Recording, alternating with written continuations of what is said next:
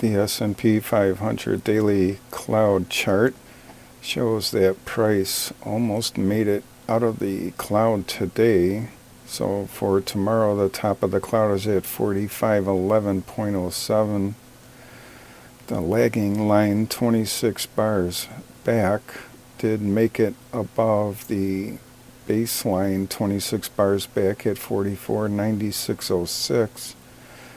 So it could act as support now, but it's really not that far above it. And the baseline for the 15th 26 bars back is still the same, 4496.06. The gap zone was filled with the top at 4496.01, so that was filled and it hit the top of the cloud.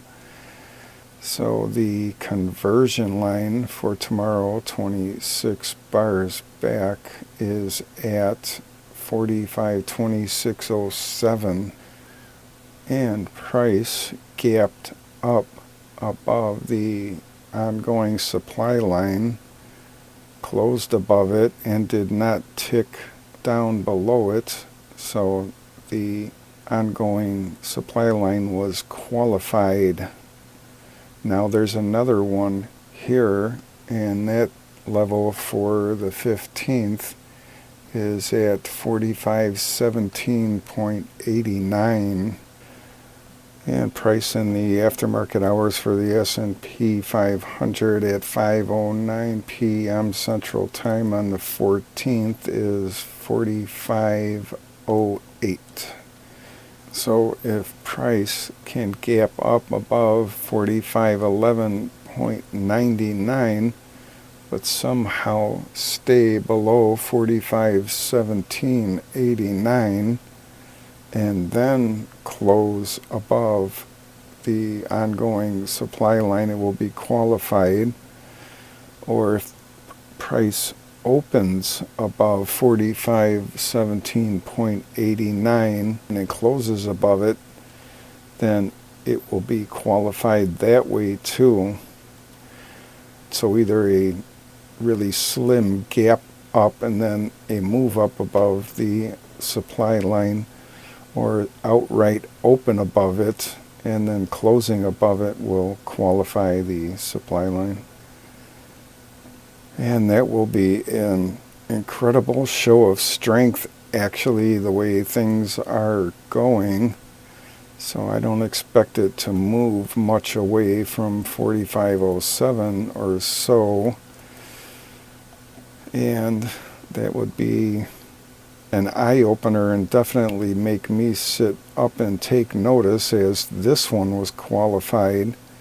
So if it does open above it or gap up and then gets above it and closes above it, in other words, qualify it, then this one is qualified and confirmed, and this one will be qualified.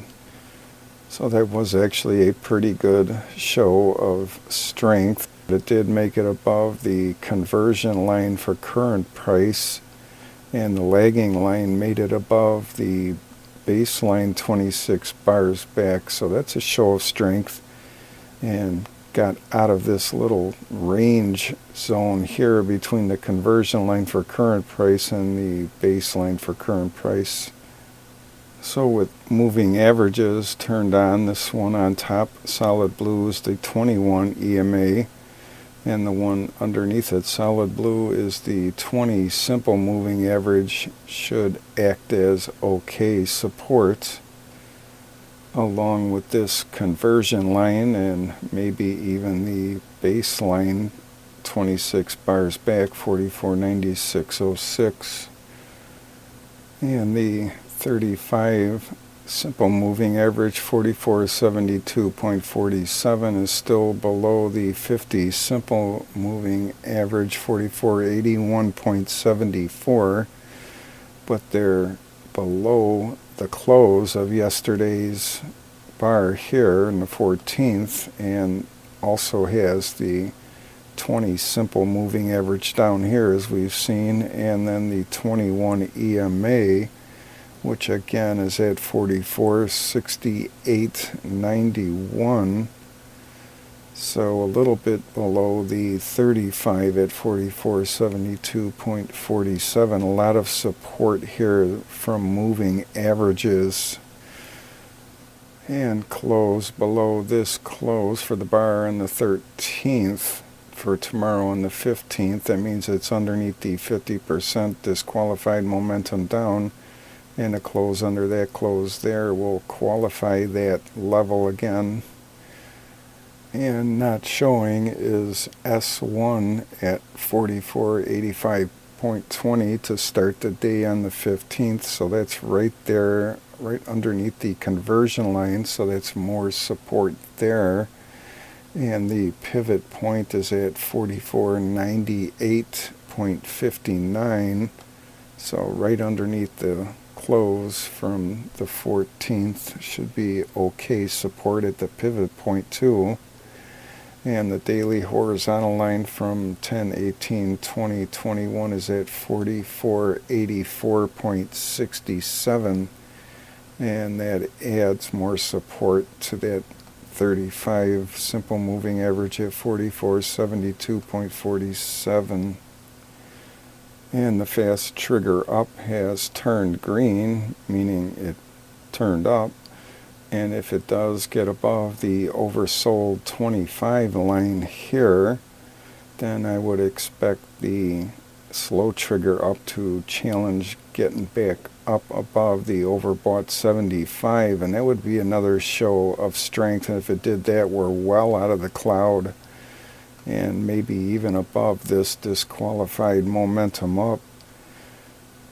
And the upper Bollinger Band and upper Stark Band are right together still. So upper band, Bollinger Band 45.35, upper Stark Band 45.33. So that's pretty good resistance there, but if it keeps knocking at the door, it could start pushing the envelope up again, especially if this ongoing supply line becomes qualified. It's a narrow range though between 45.17.89 and 45.34. So whoever the traders and investors are that are pushing up this S&P 500 in the face of increasing inflation and an ECB rate hike of 25 basis points was unexpected. But they must be thinking that we're a lot closer to out of the woods than I think we are, or they might even be thinking we're out of the woods now. They're not going to hike anymore, meaning the ECB and Powell and company. I'm not in that camp. I don't think we're out of the woods completely yet, but definitely we can see out of the forest into the meadow for sure. It's getting close. And the zigzag pattern bumped up a lot. It was anchored down here, I believe, yesterday, one of these two. I think it was this one. It was pretty sharp angle towards the downside. And now with this bar from the 14th, it's really moved up.